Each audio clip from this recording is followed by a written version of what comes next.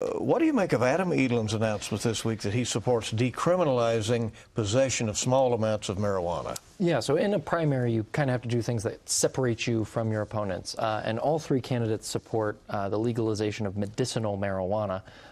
But none of the three are quite willing to say that they support legalizing recreational marijuana. And so the step in between is decriminalizing small amounts of marijuana. And so Adam Edelen came out this week and he said, you know, this is costing the state too much money because we're putting these people in jail. And people should not go to jail because they have small amounts of marijuana on them. And so he's kind of trying to stake out some turf in between Rocky Adkins and Andy Beshear.